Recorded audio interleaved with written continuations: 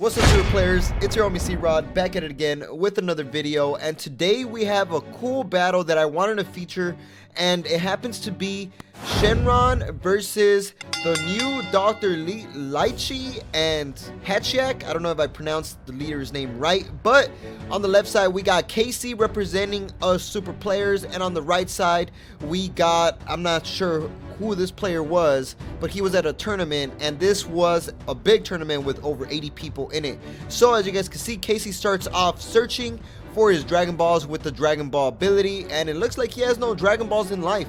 When you have no Dragon Balls in life, guys, that's already a good start. He's gonna get 2 Dragon Balls. There's 1 and there's 2 Dragon Balls, and he's gonna add those to his hand. So that's a very awesome ability right there. He gets to get his Dragon Balls and add them to hand, and then his opponent shuffled his life. He's gonna put his life back, and he's gonna get those 2 Dragon Balls to his hand, and just like that, he has a good amount of Dragon Ball. Oh, and he just played 4 Dragon Balls, and he's gonna be able to draw 4 cards because every Dragon Ball played lets him draw 1 card, and then he's gonna play out 2 more Dragon Balls and draw 2 more cards. Just like that, he has 6 Dragon Balls, and even his opponent's like, what the heck, he has all 6. And then he's gonna use the desire card Shu to draw a card and restand an energy, which is just, you know, thinning the deck out so he could get the pieces that he needs. So Hatchiyack is gonna start off using Hatchiyack's ability, put 1 under it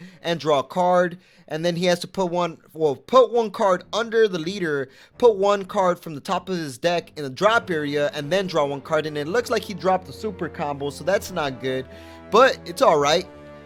Hatchiyack is gonna start off using the Dark Planet, and that Dark Planet allows him to put cards from the top of his deck to the drop area, and it also allows him to search, but it doesn't look like he wanted to search. And here you go, he had the other Dragon Ball, drew his card, so now he has all 7 Dragon Balls, and he's gonna awaken, get the desire card from his drop area back to his hand. And now, just like that, turn 2 awaken. He's going to use the Shenron ability to draw a card, and he's going to use a 1 energy to play out the Mad Saiyan, which is a very awesome 1-drop that prevents his opponent from pretty much playing 15k or less battle cards without keyword skills. So pretty much no special summoning, if you will. So how is Hatchiyack got to deal with this? He has to wait until he gets 3 cards under his leader to even awaken, but he has 2 now, so that's good. Turn 3 is guaranteed he's gonna self-awaken, and his leader cannot attack either, so that kind of sucks for him. And what is he gonna do right now? He doesn't have much options. I think he forgot to search out with his field card, the Dark Planet. If I'm not mistaken, the Dark Planet does let him search out, and I don't think he searched out. And it's looking like he's ending his turn, and the Dark Planet activates, which makes him put cards from the top of his deck in the drop area. So yeah, Dark Planet lets him, when this card is placed in the battle area, he's able to choose up to 1 card in his deck that's a Ghost Warrior, add it to his hand, and it didn't look like he does that. He did that. And he's also, at the end of his turn, he has to place 2 cards from the top of his deck in the drop area. So here you go. As you guys can see, Casey started off tossing out his Purunga, used Purunga's ability to draw 2 cards. He's going to use Shenron's ability to activate his Desire Shu to reset an energy and draw 1 more card. And if you guys want to check out Casey's deck profile, we actually have it up on our channel. And I have the card up here right now if you guys want to click on it and check it out. It's a pretty powerful deck, so you guys can see what's in the actual deck. So we got Hatchiyack putting 1 card from the top of his deck under it, and now he has 3. He's gonna place all 3 to awaken to Hatchiyack, and now his leader is pretty beast-like as well. If you guys don't know what the leader does, pretty much both him and his opponent are only able to attack with battle cards that happen to be 8 cost or more multiple times. Anything that's 7 cost or less could only attack 1 time. I mean, anything that's 7 cost or less, only 1 battle card could attack. So anything that's higher than that can make multiple attacks. So he's pressuring him. The Hatchiyack gets a boost up, and it's looking like he's gonna combo out, and that bingo card gives it a 5k boost power to his leader as well, so he's able to combo out of that 20k pressure attack. So that's pretty good by KC. And then let's see what his opponent's gonna end up doing. He has 3 energies active. He could use, it doesn't look like he used those energies. It's not looking like his opponent is actually using his energies to the fullest. Unlike KC over here, he has 4 energies now. He's gonna use another Dragon Ball that he got off of the bingo card, which is so darn useful. And let's see what KC decides to do.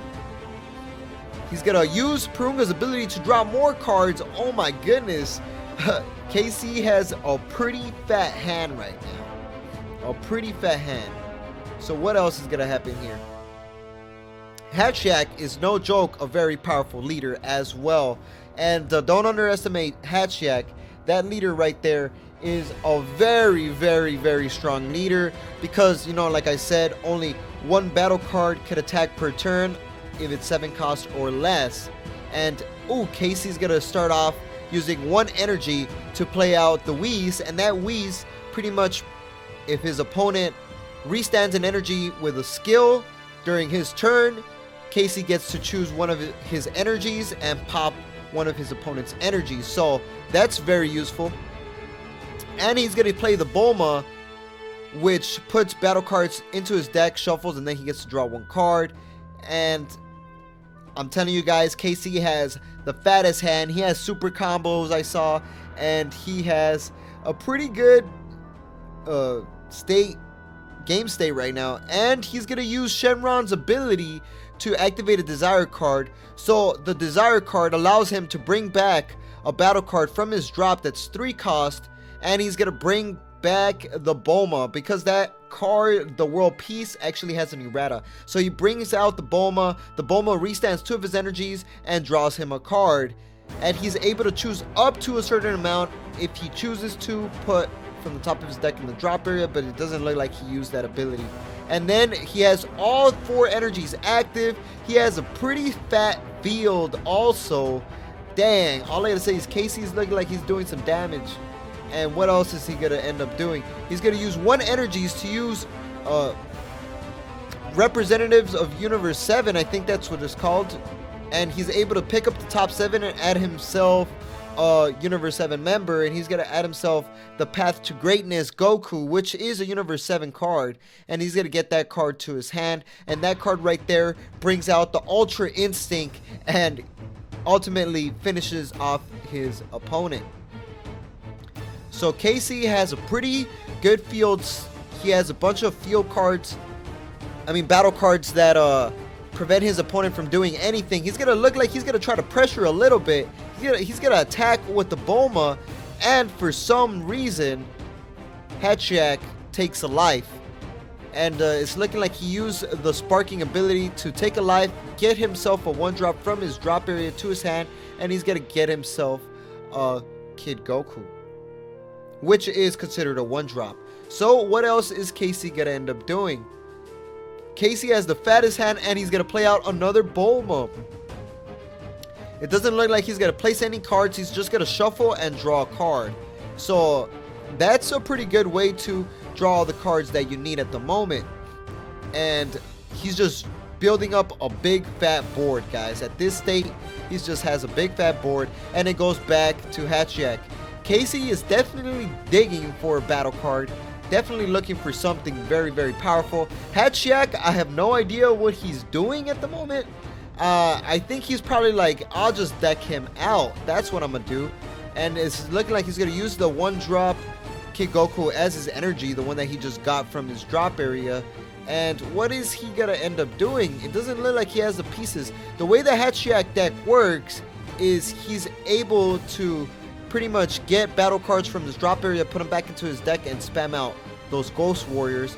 And he's gonna attack 20, and KC combos 25, survives that attack. And what else is Hatchiyack gonna do? He has 4 energies active. Come on, Hatchiyack, do something. So far right now, you can't do anything. And because maybe he hasn't spammed out any battle cards, because he does have the Masked Saiyan on board. And if he spams out any battle card that happens to be